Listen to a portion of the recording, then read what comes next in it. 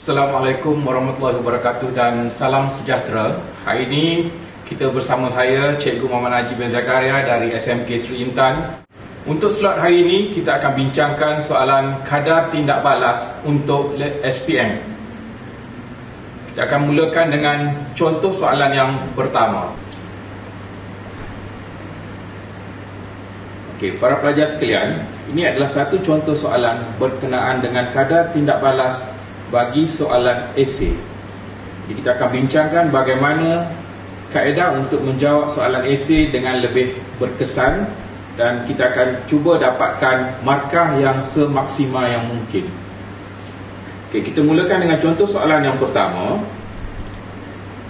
Saya teruskan dengan soalan dalam bahasa Melayu. 3 set eksperimen dijalankan untuk menentukan faktor yang mempengaruhi kadar tindak balas, di mana jadual 1 menunjukkan bahan tindak balas dan masa yang diambil untuk mengumpul 40 cm padu gas bagi set 1, set 2 dan juga set 3. Okey, terus kepada jadual yang ditunjukkan pada soalan. Dalam jadual tersebut, kita boleh lihat dalam ujian eksperimen set 1, serbuk kalsium karbonat berlebihan ditindakbalaskan bersama 25 cm padu asid hidroklorik 0.4 mol DM padu. Dalam set yang kedua, serbuk kalsium karbonat berlebihan ditindakbalaskan bersama 25 cm padu asid hidroklorik 0.2 mol DM padu. Dan di dalam set yang ketiga, granul kalsium karbonat, maksud saya ketulan kalsium karbonat berlebihan, ditindakbalaskan bersama 25 cm padu asid sulfurik asid hidroklorik 0.4 mol DM padu. Dan isi padu yang ditunjukkan ialah untuk merekodkan isi padu bagi 40 cm padu, dan ditunjukkan di situ ialah masa yang diambil untuk merekodkan isi padu gas sebanyak 40 cm padu. Okey, daripada sini, yang pertama sekali kita kena kenal pasti apakah faktor yang terlibat dalam eksperimen-eksperimen ini. Okey, kita lihat pada eksperimen yang pertama, kata kuncinya ialah serbuk. Okey, serbuk, dan pada eksperimen yang kedua juga adalah serbuk. Bermakna di sini saiz bukanlah faktor bagi kadar tindak balas tersebut. Apakah yang mempengaruhi kadar tindak balas di sini? Okay, kita tengok kepada kepekatan asid hidroklorik yang diguna pakai. Okey, di sini kita menggunakan dalam eksperimen set 1 sebanyak 0.4 mol DM padu, dan dalam eksperimen yang kedua 0.2 mol DM padu. Jadi, dalam eksperimen 1 dan eksperimen 2, faktor yang digunakan ialah faktor kepekatan asid. Okey, manakala dalam eksperimen yang ketiga diulangi eksperimen dengan kepekatan 0.4, tetapi saiz kalsium karbonat telah pun ditukar dengan menggunakan ketulan. Jadi di sini kita dapati ada 2 faktor yang terlibat, iaitu faktor yang pertama ialah kepekatan, manakala faktor yang kedua ialah saiz bahan. Okey, daripada situ kita boleh tengok tempoh masa yang diambil untuk mengumpulkan 40 cm padu gas. Dalam eksperimen yang pertama, 40 cm padu gas dikumpulkan dalam tempoh 30 saat. Eksperimen kedua 55 saat. Manakala eksperimen yang ketiga 90 saat. Dari sini kita boleh kelaskan kadar tindak balas dalam eksperimen 1 adalah kadar tindak balas yang paling tinggi, kerana tempoh masa yang diambil untuk mengumpul 40 cm padu gas adalah paling singkat.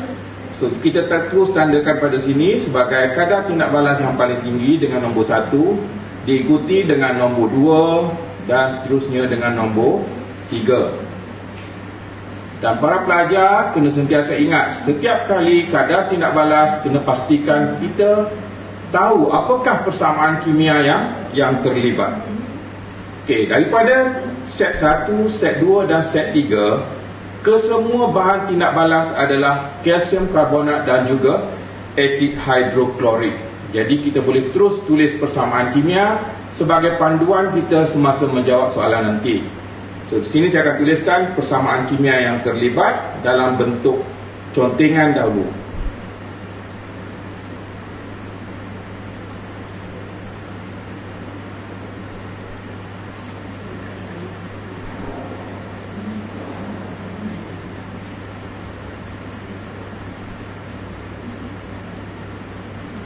Okey, secara roughly-nya kita dapat persamaan lebih kurang macam tu sebelum kita pergi kepada soalan sepenuhnya.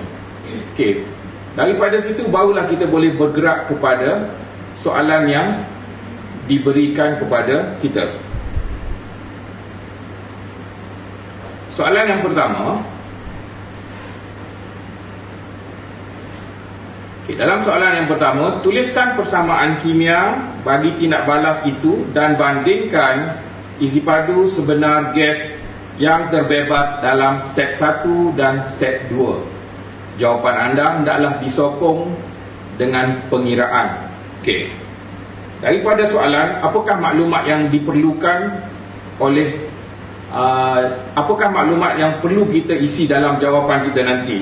Okey, yang pertama sekali, pelajar boleh gariskan perkataan tulis persamaan kimia. So maksudnya poin yang pertama kita kena ada ialah persamaan kimia.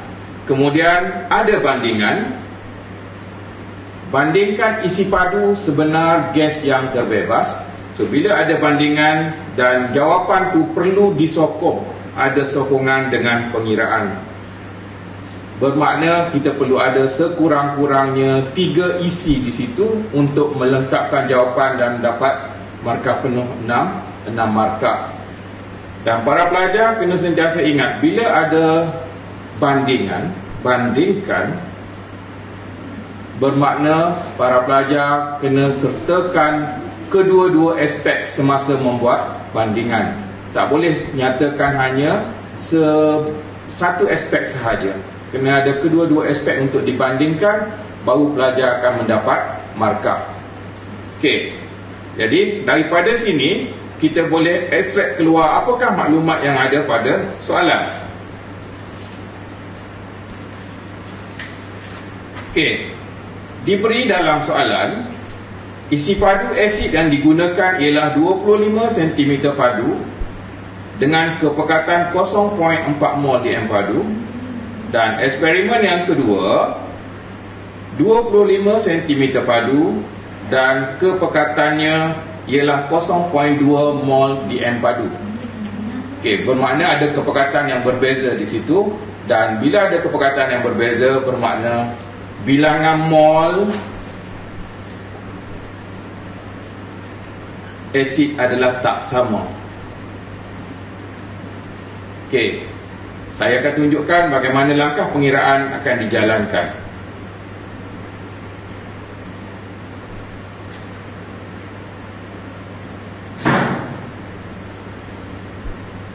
Okey, ini adalah contoh jawapan. Okey, persamaan kimia kita dah ambil tadi.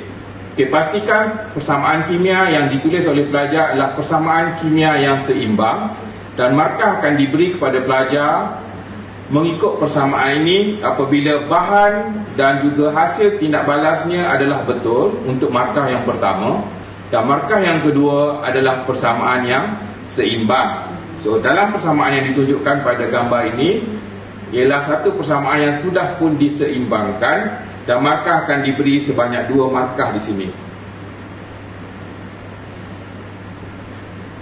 Okey, so para pelajar akan dapat 2 markah. Dan untuk pengiraan sebagai sokongan kepada perbandingan yang kita akan nyatakan dalam soalan yang diminta dalam soalan tadi. Okey, dalam eksperimen set 1, okey, bilangan mol asid hidroklorik yang diberi tadi ialah 0.4 didarabkan dengan isi padu dibahagikan dengan 1000 bersamaan dengan 0.01 mol. Okey, ini ialah bilangan mol bagi asid hidroklorik. Para pelajar kena jelaskan bahawa ini adalah bilangan mol bagi asid hidroklorik. Okey. Para pelajar digalakkan untuk menulis perkataan dari persamaan. Kenapa digalakkan menulis? Sebab kita akan rujuk terus kepada persamaan yang diberi. Okey, dari persamaan kita dapati 2 mol bermakna ini perkali bagi asid hidroklorik 2 mol akan menghasilkan 1 mol karbon dioksida. Tanpa sebarang nombor, tak ada perkali di depan karbon dioksida, kita consider sebagai 1 mol karbon dioksida. So itu adalah nisbah mol. Jadi di dalam eksperimen ini kita tidak menggunakan tepat 2 mol asid hidroklorik, tetapi kita hanya menggunakan sebanyak 1 mol. Ini maklumat yang kita perolehi daripada eksperimen. Jadi melalui perkadaran, jika 0.01 mol, maka asid hidroklorik akan menghasilkan sebanyak 0.05 mol karbon dioksida. Jadi daripada sini kita boleh dapatkan isi padu karbon dioksida dengan mendarabkan kepada isi padu molar gas, dan jawapan diberi ialah 0.12 dm padu, ataupun boleh juga ditukar terus kepada 120 cm padu. Di sini diingatkan kepada pelajar, unit bagi jawapan akhir adalah perlu. Sekiranya tanpa unit, jawapan anda tidak akan dikira. Okey, untuk set yang kedua, bilangan mol asid hidroklorik sebagaimana yang di atas, kita menggunakan formula yang sama, di mana formula yang kita gunakan ialah N sama dengan M darabkan dengan V dibahagikan dengan 1000. Okey, dan kita dapati bilangan mol bagi asid hidroklorik ini ialah 0.005 mol. So dia adalah nilai yang berbeza berbanding dengan asid dalam set 1. Okey. Jadi dengan kaedah yang sama, kita tulis dari persamaan, dan seterusnya kita buat perkadaran. Jika 0.05 mol asid hidroklorik, maka karbon dioksida akan terbebas sebanyak 0.0025 mol. Jadi isi padu bagi karbon dioksida di sini ialah 0.0025 didarab dengan 24 bersamaan dengan 0.06 dm padu, ataupun boleh juga ditulis sebanyak 60 cm padu. Dan unit di sini juga diperlukan. So di sini kita dah melengkapkan bukti sokongan untuk menunjukkan perbezaan isi padu gas yang terbebas antara set 1 dan juga set 2. Okey, dan kita terus kepada jawapan perbandingan. Dalam set 1, isi padu gas karbon dioksida yang terhasil adalah lebih tinggi. Jadi kita tuliskan dengan ayat yang lengkap, set 1 menghasilkan isi padu gas karbon dioksida yang lebih tinggi berbanding set 2. Okey. Jadi kita dah selesaikan soalan yang pertama untuk bahagian A. Okey, kita terus ke soalan yang kedua. Soalan yang kedua, lakarkan graf isi padu gas melawan masa bagi eksperimen set 1, set 2 dan juga set 3 pada paksi yang sama. Di sini kita perhatikan kata tugas bagi soalan tersebut ialah lakarkan graf. Jadi para pelajar perlu melakarkan graf isi padu gas melawan masa bagi set 1, set 2 dan set 3 pada paksi yang sama.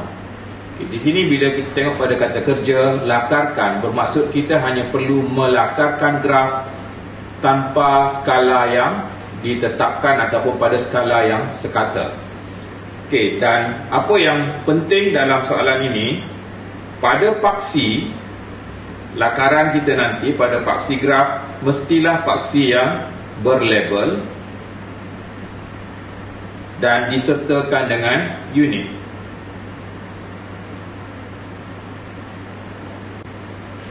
Okey, itu adalah keperluan utama bagi graf. mesti pada paksinya dilabelkan, disertakan juga dengan unit bagi paksi tersebut. Okay, kita tengok contoh jawapan.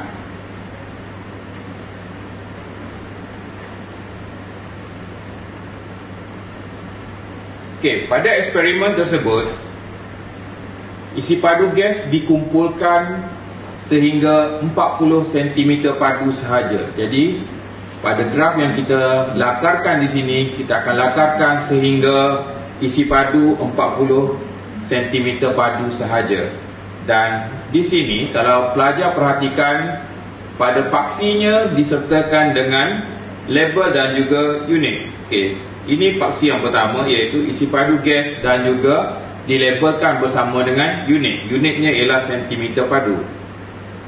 Manakala pada paksi yang di bawah tu ialah masa dan dilabelkan dengan unitnya ialah S, saat. Dan di sini kita tidak perlukan pada skala yang sekata, dan kita hanya labelkan pada 40 isi padu, 40 cm padu, yang mana ke semua eksperimen set 1, set 2 dan set 3 dikumpulkan hanya sekadar 40 cm padu dan dibandingkan dengan masa pengumpulan iaitu 30 saat bagi eksperimen set yang pertama, eksperimen set yang kedua 60 saat, dan eksperimen set yang ketiga adalah 90 saat. Jadi kalau kita tengok pada graf ni, semua graf adalah lengkap dan dilabelkan pada setiap garis dengan set 1, set 2 dan juga set 3.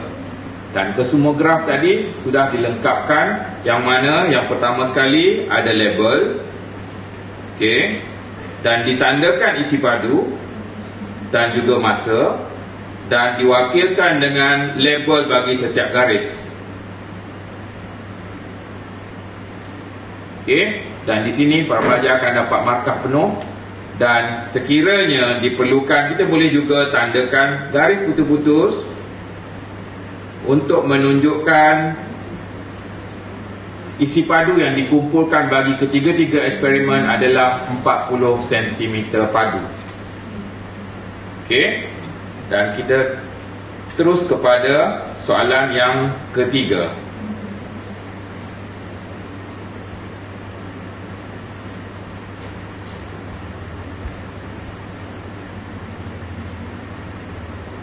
Okey, di soalan yang ketiga, di sini, okey, saya bacakan soalan yang ketiga. Bandingkan kadar tindak balas antara set eksperimen dan terangkan jawapan anda berdasarkan teori pelanggaran. Okey, dan ini adalah soalan yang paling famous dalam kadar tindak balas. Okey, dalam kadar tindak balas, kita akan sentiasa kaitkan faktor kadar tindak balas dengan teori pelanggaran. Dan di sini diminta untuk bandingkan eksperimen set 1 dan set 2 yang ni. Kemudian dibandingkan juga set 2 dan juga set 3. Okey, di sini saya ingatkan kepada para pelajar, perbandingan ini mesti dibandingkan mengikut set yang telah ditetapkan. Para pelajar tidak boleh menggabungkan perbandingan mengikut kemahuan pelajar sendiri dengan menggabungkan terus set 1, 2 dan 3 dalam satu perbandingan. Okey, sebab kita membandingkan dalam faktor yang berbeza. Okey, jadi kena bandingkan mengikut soalan.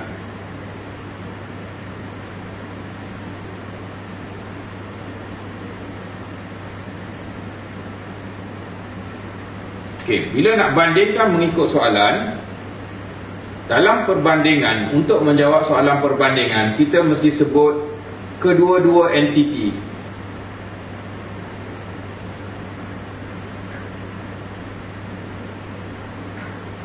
Apakah entiti yang dimaksudkan? Contohnya, kita bandingkan A dan B. Okey, A dan B, bila kita bandingkan A dan B, kita mesti sebutkan sifat bagi A dan kita mesti bandingkan dengan sifat bagi B. Kita tak boleh hanya sebut bahagian A sahaja tanpa menyatakan apa yang ada pada B. Ini akan menyebabkan pelajar kehilangan markah, sebab markah dalam perbandingan mesti disebutkan kedua-dua entiti A dengan B. Jadi dalam kes ni kita ada dalam soalan yang pertama, membandingkan set 1 dan set 2. So bermakna para pelajar kena nyatakan dari segi teori pelanggaran bagi eksperimen set 1 dan juga set 2. Manakala soalan yang kedua, membandingkan antara eksperimen set yang kedua dan juga eksperimen set yang ketiga. Apakah faktor yang dibandingkan di sini? Okey, kita akan pergi satu persatu dalam rangka jawapan sebelum kita menulis jawapan yang lengkap nanti.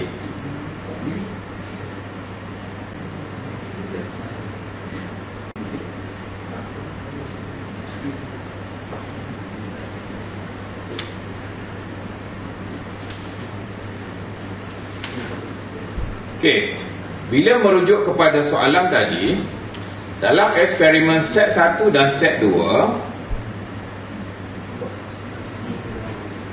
set 1 tadi kita bandingkan ialah faktor kepekatan set 1 dan set 2.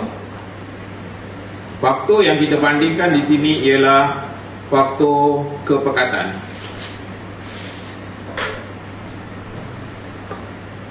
Okey, faktor kepekatan dari segi kadar tindak balas di sini yang kita dah perhatikan tadi, kadar tindak balas set 1 lebih tinggi berbanding dengan set 2. Jadi kita rangkakan dulu jawapan kita. Poin yang pertama kita kena ada ialah kadar tindak balas.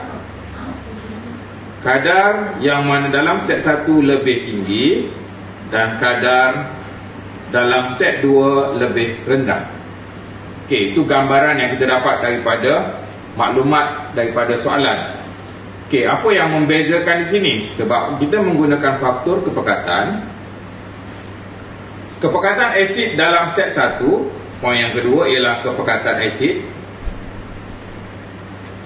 yang digunakan, iaitu kepekatan HCl dalam set 1 adalah lebih tinggi, manakala kepekatan HCl dalam set 2 lebih rendah. Okey, jadi daripada kepekatan kita pergi kepada faktor yang menyebabkan kepekatan mempengaruhi kadar tindak balas. Kita akan nyatakan ialah poin yang ketiga ialah bilangan ion hidrogen per unit isi padu.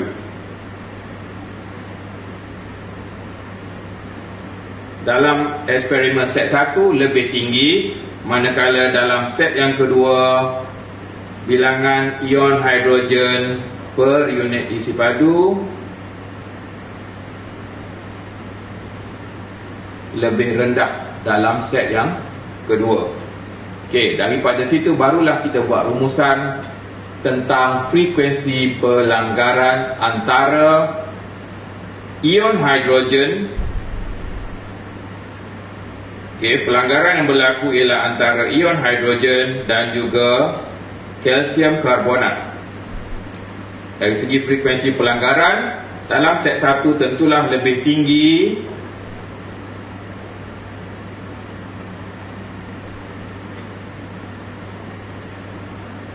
berbanding dengan dalam set yang kedua.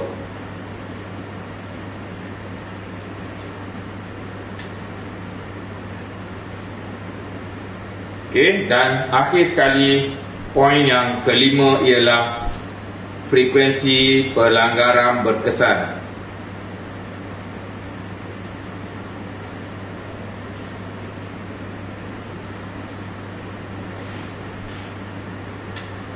Okey, bila dibandingkan frekuensi pelanggaran berkesan, tentulah dalam set 1 lebih tinggi berbanding dengan set 2. Okey, daripada rangka yang telah kita bina ni, baru kita transfer, pindahkan ke dalam bentuk ayat yang lebih lengkap untuk dijadikan jawapan bagi soalan tersebut. Dan jawapan di sini, para pelajar dibenarkan menulis dalam bentuk point form, tidak perlu ditulis dalam bentuk karangan sebagaimana karangan bahasa Melayu ataupun bahasa Inggeris. Okey, kita tengok contoh jawapan.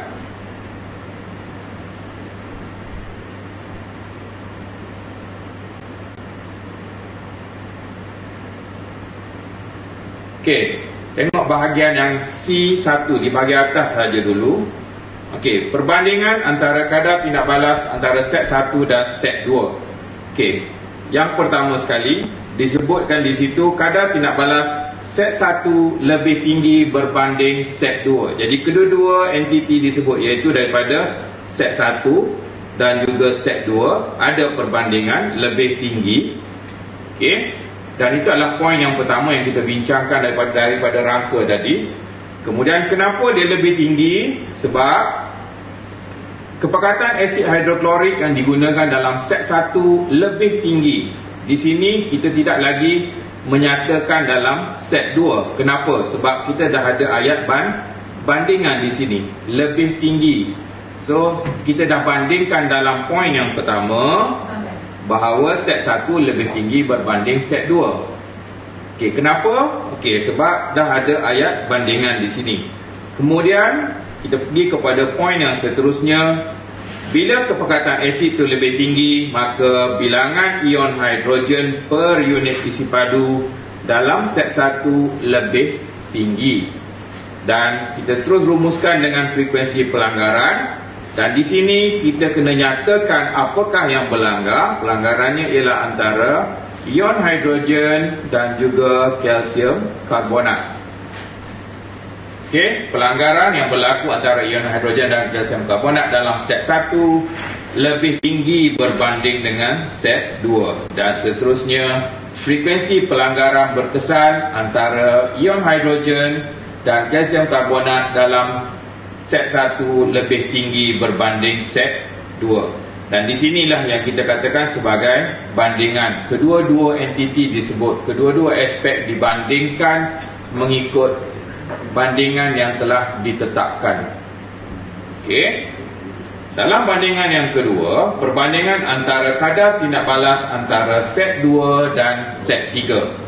Daripada jadual yang kita telah lihat tadi, set 2 mempunyai kadar tindak balas lebih tinggi berbanding set 3 kerana dalam set 2 kita menggunakan serbuk, manakala dalam set yang ketiga kita gunakan ketulan. Jadi dari segi saiz, kalsium karbonat dalam set 2 lebih kecil berbanding dengan saiz yang digunakan dalam set yang ketiga. Jadi kadar tindak balas set 2 lebih tinggi berbanding dengan set yang ketiga. Dan sini ada bandingan, kita bandingkan lebih tinggi, dan yang dibandingkan antara eksperimen set 2 dan juga eksperimen set yang ketiga. Okey, dan kita nyatakan apakah faktor yang mempengaruhi kadar tindak balas dalam eksperimen ini. Okey, faktornya ialah saiz bagi kalsium karbonat dalam set 2 lebih kecil. So, yang kita dah pelajari, saiz yang lebih kecil akan meningkatkan kadar tindak balas. Jadi, kita nyatakan di situ set 2 lebih kecil berbanding dengan set 3. Dan jumlah luas permukaan, bila berkaitan dengan saiz, kita kena nyatakan jumlah luas permukaan yang terdedah untuk pelanggaran bagi kalsium karbonat dalam set 2 adalah lebih besar berbanding dengan set 1. Dan sebagai rumusan terakhir sekali, kita nyatakan frekuensi pelanggaran antara ion hidrogen, okey, yang ni mesti disebut ya, dan kalsium karbonat dalam set 2 lebih tinggi berbanding dengan set 3. Dan akhir sekali kita nyatakan frekuensi pelanggaran berkesan antara ion hidrogen dan kalsium karbonat dalam set 2 lebih tinggi berbanding dengan set 3. Dan ini adalah jawapan penuh bagi soalan yang terakhir tadi sebelum kita bincangkan tadi. Okey. Diharapkan perkongsian pada hari ini akan dapat membantu para pelajar dalam menjawab soalan peperiksaan SPM nanti. Selamat maju jaya. Sekian, terima kasih.